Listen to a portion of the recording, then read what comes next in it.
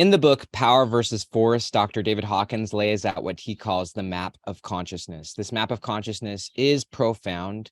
If you understand it, it really provides an amazing framework for letting go of trauma, ultimately raising yourself to a place where you operate from much higher and higher levels of consciousness, or what I would call emotional development. As a psychologist, it's basically a map of emotional development. And so in this video, I'm going to explain that map, but mostly I'm just going to focus on one quote from Dr. Hawkins. There's one quote that, in my opinion, is one of the strongest, most humbling, most powerful quotes I've ever read, and also conceptually one of the most powerful concepts I've ever stumbled upon. If you understand this quote, then you will learn the secret of how to transform your life at fundamental levels. And if you don't, you'll also see why most people are just looping. Most people are just replaying subconscious loops. They're just operating, they're just stuck. Most people are ultimately stuck, and they're not developing, they're not transforming, they're not healing. So let me go ahead and first start with just a basic premise of the map. Then I'm going to focus in on this quote and just lay out lots of key principles. If you understand this quote, if you understand this map, it's not the ultimate truth of reality, but it's a really good framework for understanding how to let things go and ultimately how to grow as a person so that you can create the life that you want. As he would explain, you stop operating with force. If you're at the lower levels of this map, you're operating by force, meaning you're trying to force things to happen, whether that's by brute force, whether that's by anger, whether that's, you're just trying to force things to happen your way. And ultimately, that's not how you create results. So basically, the map goes from 20, which is shame. And all of these have accompanying emotions. And basically, they're your emotional climate as a person. They're your subconscious way of operating. So the lowest level is shame, where you're just a shameful person. Shame is basically where you're at, and that's just the utter lowest. If you are a person where subconsciously you just operate out of shame for everything you've done, very weak, very weak. And basically, the higher up you go on this map, the more power you have, the more internal power and the more external power you have to create results and to change the world. Actually, he talks about how the higher up you go on this map, the more ripples you have. I mean, as a person, we all are producing ripples. Every person is literally creating ripples throughout the whole world. So you, as a person, are operating in this world. You can't escape that. You are operating in the world. And so the question is, what version of you do you want to operate in this world? If you're down below what Hawkins would call 200 on this scale, again, it goes from 20 all the way up to 1,000. And at 200, that's the place on the map where you shift from force up to power.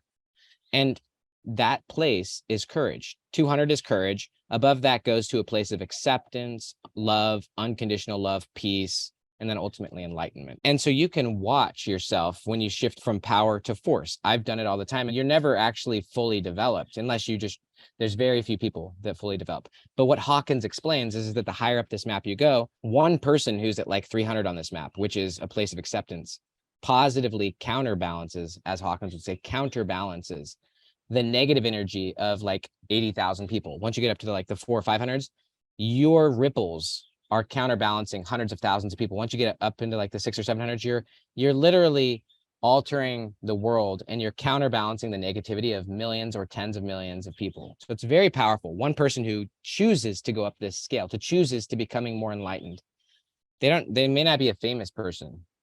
They're not necessarily a guru. They're just operating in a much higher plane. The repercussions of what they do are balancing out the negativity of literally hundreds of thousands or millions of people, because power is more ultimately a higher power than force. Force is weak. So this is the quote from Hawkins in Power versus Force. He says, the average advance in the level of consciousness throughout the global population is little more than 5 points during a lifetime. So this is 5 points on that map. But he said that over 80% of the global population operates between, I think it's 150 and 100. I think 100 on his map is fear, and then 150 is anger or hatred. So basically 80% of the population is stuck between there, where they're operating out of fear or operating out of anger, where they're just angry at life, angry at the past. So that's where 80% of the world is subconsciously. And as he said in the quote, and I'm going to share it again, the average person only goes up by 5 points on the scale. Again, the scale goes from 20 all the way up to 1,000. And the average person is only going to grow by 5 points. Meaning, if you're on this scale somewhere and you're below 200, there's a good chance you're never going to actually evolve to a place where you're above that. So the average person only grows by 5 points. And in the rest of the quote, he's going to explain why. But what I'm wanting to tell you, and what I'm wanting to pre-frame you for, is that you can grow by hundreds of points up this scale. Every person can. You can choose to do it. It's going to take an enormous amount of courage. It's going to take an enormous amount of evolution, emotional purging, peeling away all the layers of the attachments, the expectations, the needing to be right. The average advance in the level of consciousness throughout the global population is little more than 5 points during a lifetime. Apparently, from untold millions of individual experiences in one's life, usually only few lessons are ever learned. The attainment of wisdom is slow and painful, and few are willing to relinquish familiar, even if inaccurate views. Resistance to change or growth is considerable. It would seem that most people are willing to die rather than alter those belief systems which confine them to the lower levels of consciousness. So this is basically it. This is the reason. So we have millions of untold experiences. You're having an experience right now. Throughout your day, they say that the average person thinks like 50,000 thoughts a day. So even on a daily basis, you're having thousands and thousands of experiences, but most of those experiences are you operating on autopilot. Most of those experiences are you just being your past self, being your current level of conditioning, operating from the same perspective. Back to the model, the first stage, basically going from the forceful places of unhealthy emotions, shame, anger, fear, resentment, etc., up into the levels of, it starts with courage. All progress starts by telling the truth. Courage is the place where you start committing. You shift from having an avoidance orientation to having an approach orientation. Everything you do is to avoid what you don't want to happen, or avoid what you're afraid of, or avoid something from happening, or it's to approach something. As conscious beings, we need to shift from an avoidance orientation towards an approach one. We got to have an approach orientation. The first thing we approach is ourselves and our past, and we start approaching the past rather than avoiding it. You fully own the past. From a psychological perspective, time is not what we think it is. We often think of time as linear. This is actually a false premise of time. Interestingly, this view of time, the current model of time, was created in the 1800s because of the railroad system. Like the idea that time is past, present, and future. Like literally the whole model of time that we have came in the 1800s. Past, present, and future. Linear time, meaning the past is behind us, the future is ahead of us, and the thing that separates them is the present moment. That is a new concept of time. From a psychological perspective, time is not linear. It's non-linear. It's more holistic, meaning the past, present, and future are all existing simultaneously. Also, the past isn't fixed. The past isn't causing the present. When you have a linear view of time, meaning you think that the past is behind us and we can never, it's basically dead and gone, and that the future is before us, what that does is it leads us to placing a lot of emphasis on the past, because the past is causing the present. The present is based on the past. That's how we view it. And it's easy to believe that. It also leads us to what would be called causation, where the present is caused by the past. And that's not true. Dr. Brent Slife, he wrote a really good book called Time and Psychological Explanation. He talks about how the past is actually caused by the present. That where I'm at right now and how I reconstruct the past. Memory is always reconstructed in the present. And so I can choose to reconstruct the past, reframe it, learn from it. Doesn't mean things didn't happen, but I'm not caused by what happened. I actually caused the meaning of what happened. When you start to approach the past, you start to learn from it. You start to embrace it. You start to basically create what would be called post-traumatic growth. You start to learn from it. So back to the Hawkins quote, he said, apparently from untold millions of individual experiences in one's life, usually only a few lessons are ever learned. The attainment of wisdom is slow and painful, and few are willing to relinquish familiar, even if inaccurate views. Resistance to change or growth is considerable. That takes humility. It takes being honest. All progress starts by telling the truth. Also, making the unconscious conscious means that you now are aware of where you previously weren't aware. You're aware of where your blind spots were. You're more aware of where you've been holding yourself back, or where you've been operating out of fear or anger or frustration, or where you've been holding grudges. You start to be honest and you stop hiding from the truth. Instead, you fully expose the truth.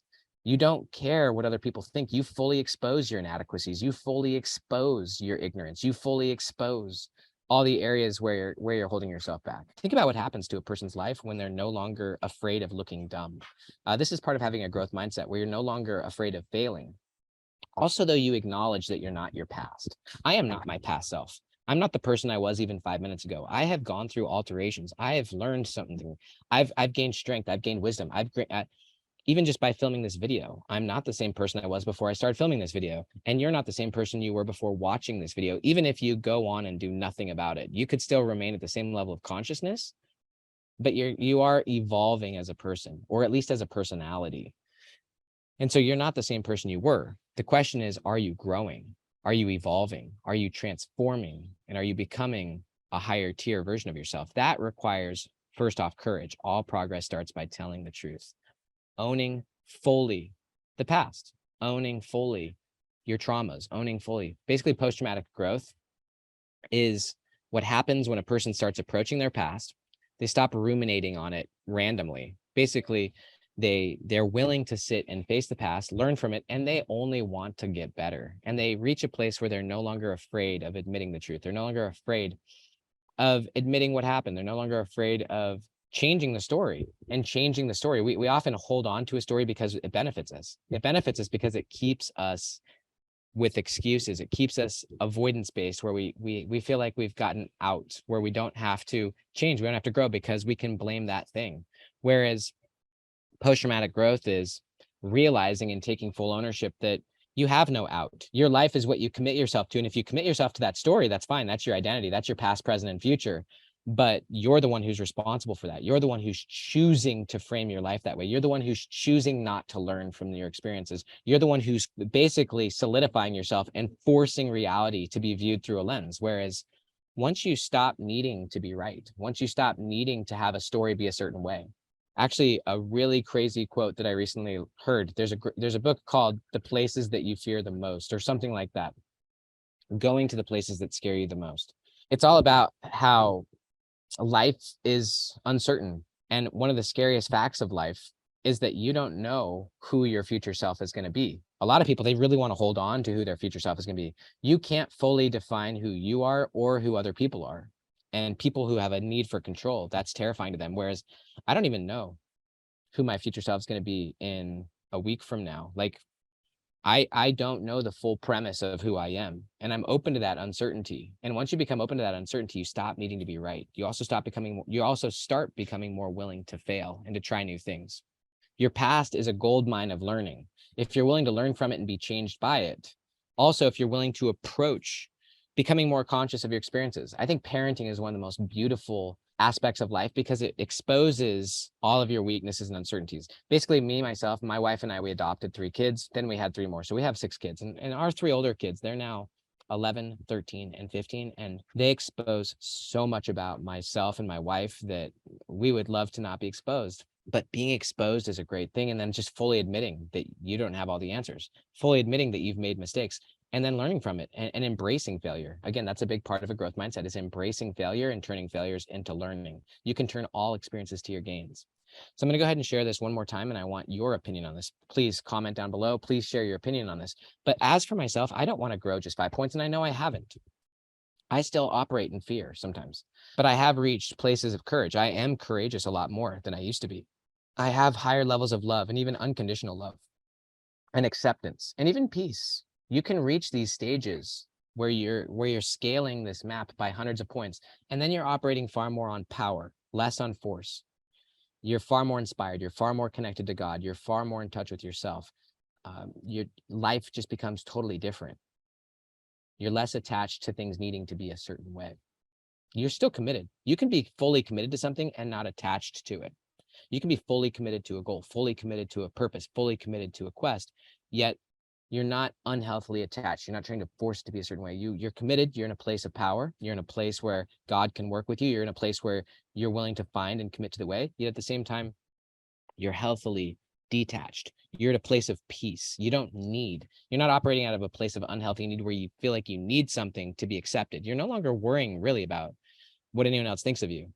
You commit and you follow what you feel fully truthful of doing, but you don't need anything. You don't need anyone else's approval.